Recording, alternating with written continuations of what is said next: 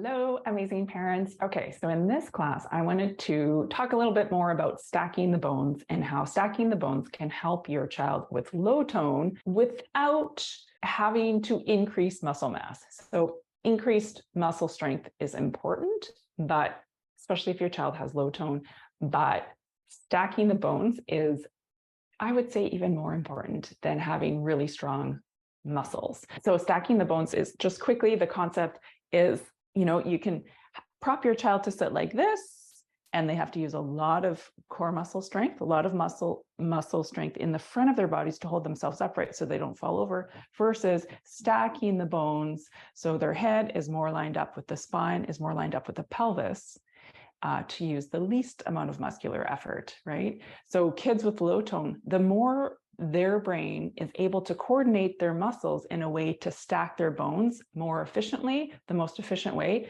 the least muscle effort that they actually need, right? So you can actually move forward through life and do certain activities when your brain is able to coordinate being stacked over your bones with least amount of muscle effort. And that often looks like gracefulness in dancers. You say, oh, wow, they're doing it effortlessly. You can kind of see just people watch. If you're a people watcher, you can see people moving, walking through space, and you can tell kind of whose brains are more organized to flow and move with their movements versus which ones are stiff and awkward, and their movement looks awkward and stiff because they're using a lot of muscular effort to hold themselves upright so they don't fall down. I mean, that's our brain is designed to do that, is to number one is safety. I must hold myself upright so I don't fall down.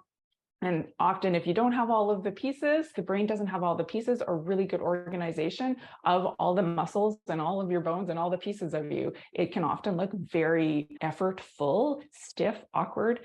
Those kind of images come to your mind. And I know you can imagine people watching, and you can pick out which ones have really good organization of the brain and maybe need a little bit extra, a little extra stuff.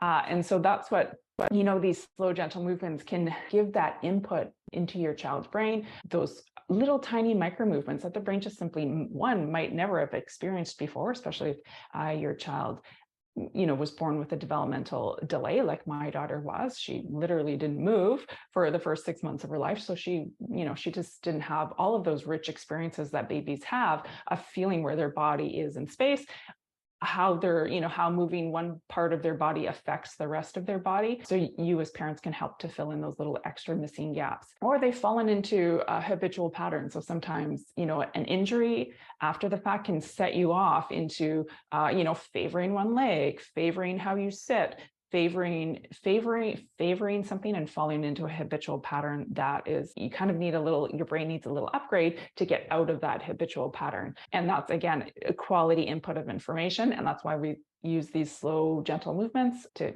give that quality input. But I know you guys kind of already know the basics of that, but I wanted to also point out that, like, stacking of the bones, some people think of it as good posture, or they'll use a stander to, stack the bones upright in a standing position. And I just wanted to highlight that stacking the bones isn't static. It's not a posture, perfect posture to say.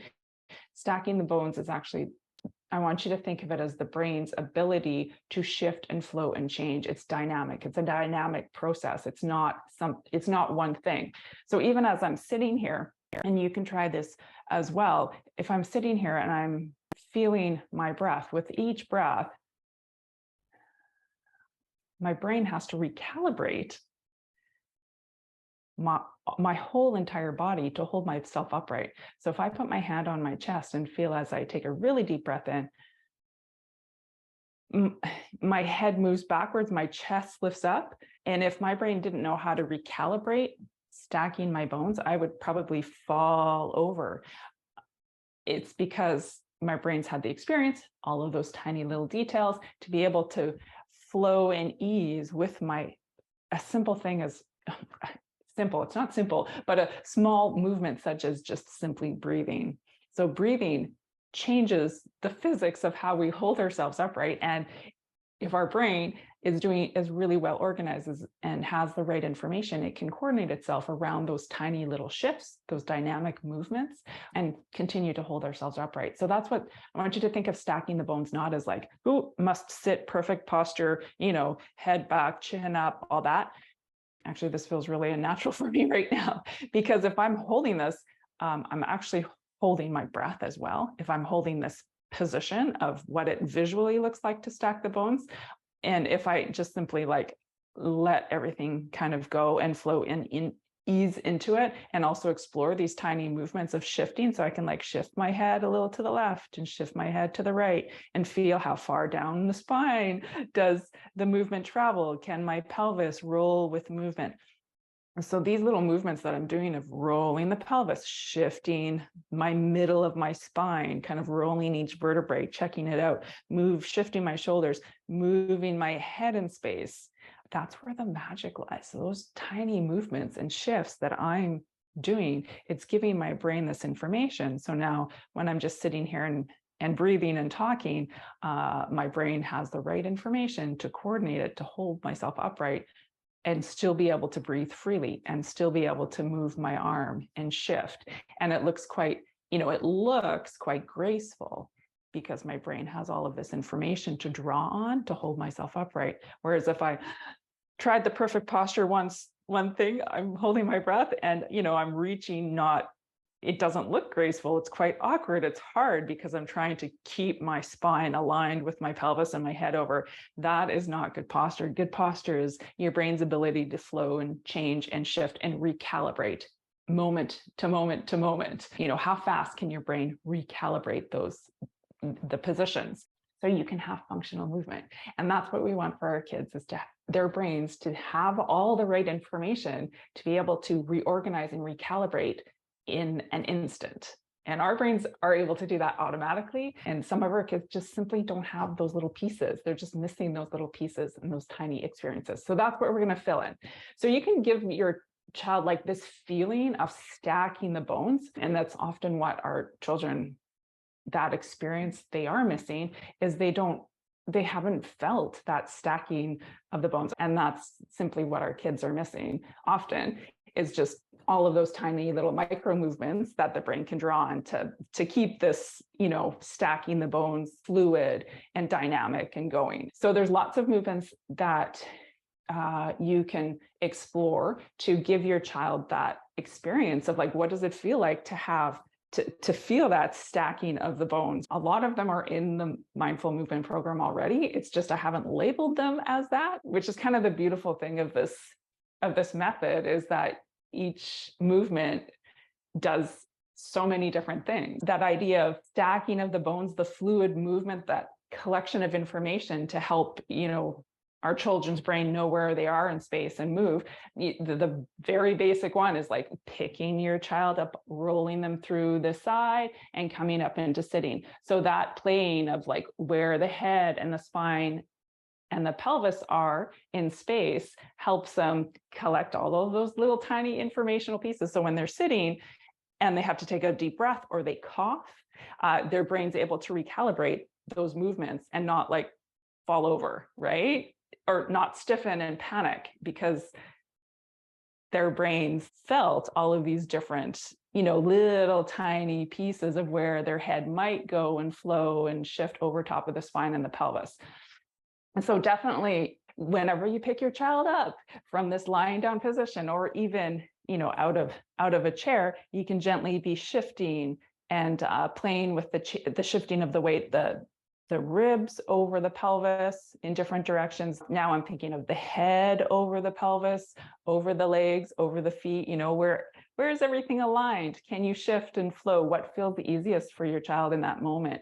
I mean, there's unlimited possibilities of exploring all of that stuff, keeping in mind that idea of giving your child these experiences of how to stack the head over the spine, over the pelvis, and all of these weird, amazing, unique ways. You're giving them options. You're giving them options. You're giving them options. But I also wanted to touch on bearing weight. So bearing weight through our arms and our legs is a fantastic way to explore stacking the bones. And a lot of people think they have to place their children in standing to explore, bearing weight through the legs. And you really can explore bearing weight through the legs and stacking the bones in a lying down position. I should actually get Sven out here. So any of the movements, oh, Sven's head needs to be adjusted. Okay.